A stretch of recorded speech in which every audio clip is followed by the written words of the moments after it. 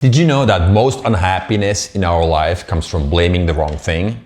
There are three places where we can put the blame in: circumstances, others, and ourselves, and none of them make us free. In this video, I'm going to show you how you can stop blaming, so you can start accepting and being grateful, and ultimately be emotionally free. What is this video going to teach you? It's going to teach you how most of the unhappiness comes from blaming the wrong thing. What is this going to solve you?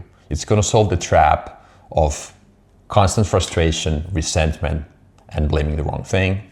What is the outcome? You're going to get one mental model and one tool going forward.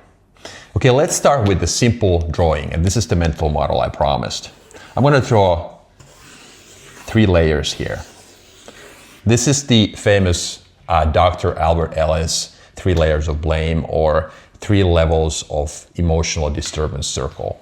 So the outside circle, which I mentioned in my intro, is called circumstances. What is this in practice? It's basically your family vacation going awfully wrong. The weather sucks, the airline was late, and the rental car was wrong. There's always somebody to blame. So the thinking model in our head is that I deserve to be treated well. I deserve this nice outcome, otherwise I will get upset. But the problem is this: there's plenty of adversity in life. It's always given. I believe it's the same amount from this year to the next. And if we don't start or learn how to accept that, we're going to be constantly disappointed because we blame the wrong things. What's the next layer? It's called others. And the inner circle was self. So I'm going to actually just show this to you first, so that it makes it a little more clear. So this is what it looks like. So recapping: circumstances, others, and self. Sorry, that drawing is terrible. I'm not an artist, as you can see. But so others is the next point. So people who are always blaming their spouse, somebody else is supposed to make me happy. You know this dilemma, right? In many toxic relationships, the other person is expecting that the other one is making him or her happy, doing all these things, and it's never me. It's that other person who keeps making these mistakes. If you just were a perfect husband or wife, I would be so much happier and our relationship would just be perfect, right? Same thing with boss at work. So why are these people making these mistakes? And it causes all this disturbance and anxiety inside me, right? And then self, people who are very self-aware. I belong to this category, by the way.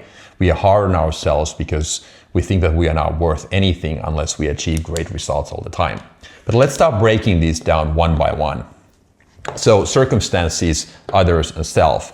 What's the common thing between all of these? It's the fact that we don't accept the fact that all answers are always in the mirror. Meaning, we can't blame anybody else.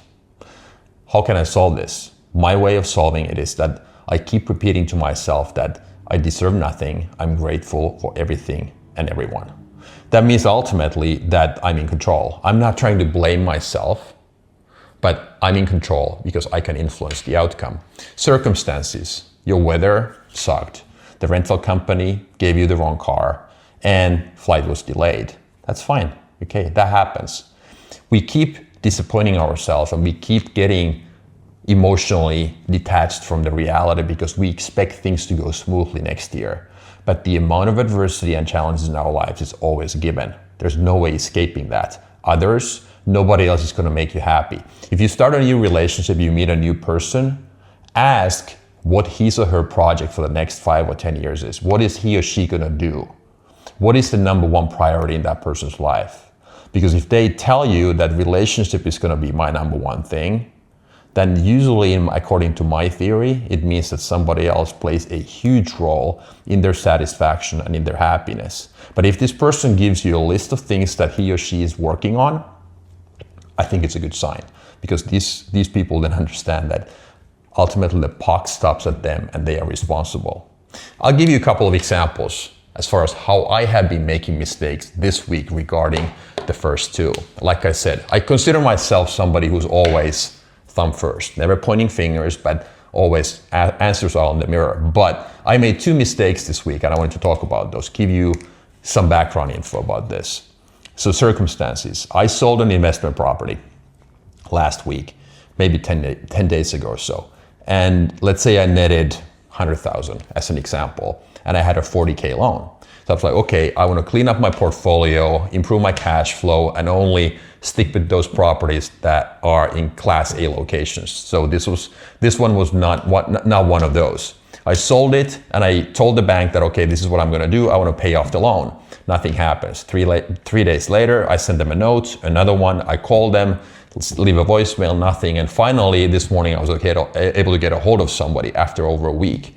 And I got frustrated. And I was like, that's the same as me expecting that things go according to my plan, that the institution that I'm dealing with that has maybe 10,000 employees, has no bureaucracy, everybody thinks the same way, they read their emails right away, and they think that my matter is important. So I'm no special snowflake, right? So instead of blaming the circumstances, I can keep getting upset, or I can just accept the fact that this is the way it goes.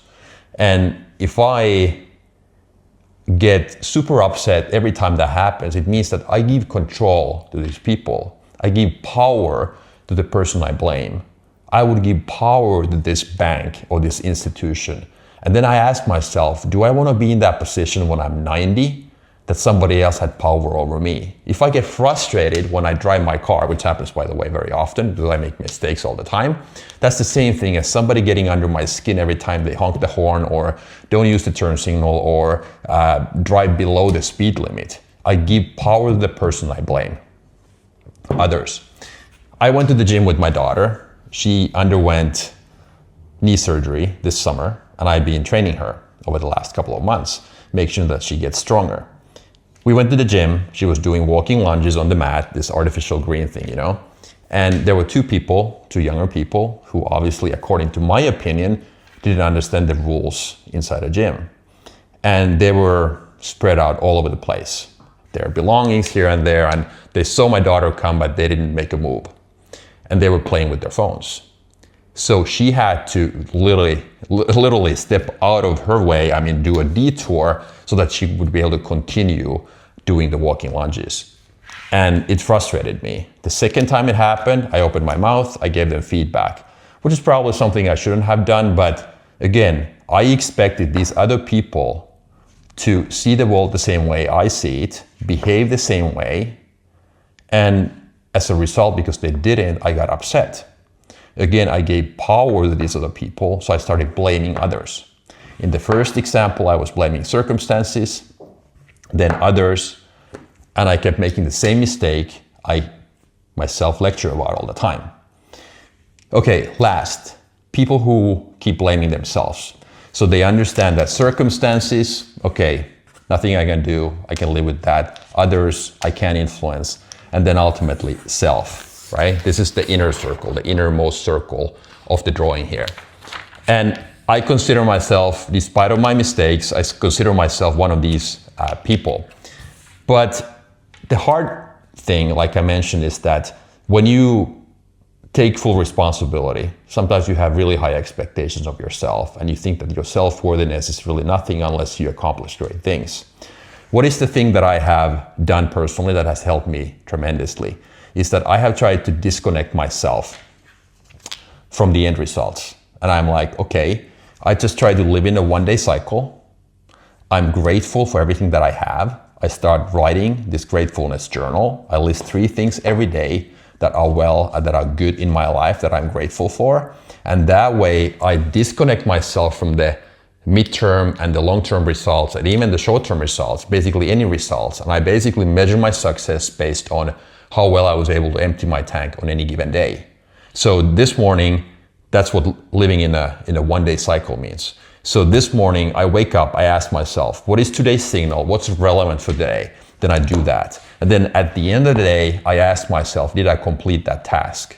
Was I able to fulfill that promise? If yes, that day was a success, check mark. So the idea, and this is the tool I'm just giving you. So I keep repeating to myself that I deserve nothing. I'm grateful for everything. It might sound harsh, but ultimately it means that I'm in control. I can influence the outcome. I don't give the power to anybody else because I don't blame anybody else. This is really key. Ask yourself, do you want to be in those shoes when you're 70, 80, or 90, almost out of time or whatever, and you find yourself being one of those people all your life who has blamed others? Like I gave power to them. I never lived up to my full potential because I gave power to other people. They were able to control me because they got under my skin by behaving a certain way or not following my rules. I'm no special snowflake. If I get upset, it means that I don't understand how the world works. So tools, gratefulness, start listing the things that you're grateful for. Understand that there are always problems, challenges. There's always adversity in your life. It will never change. The amount is the same. It might come in a different form or package.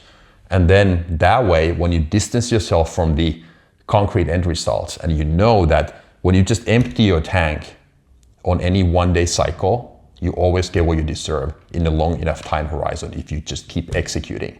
So that way, I try to kind of isolate myself from these outside layers of blame and take all in first. And then once I have got rid of circumstances and others, and it's all about myself, then I have to be flexible and really understand that, okay, I'm no superhuman, and disconnect yourself from the results and just live in a one-day cycle, empty your tank, do everything in your power so that you have no regrets. Hopefully this helped. Remember this, 3 layers of blame. These are the tools. And if you like the content, please hit the subscribe button. That would mean a lot to me. And again, thanks for following. So talk to you again in the next video.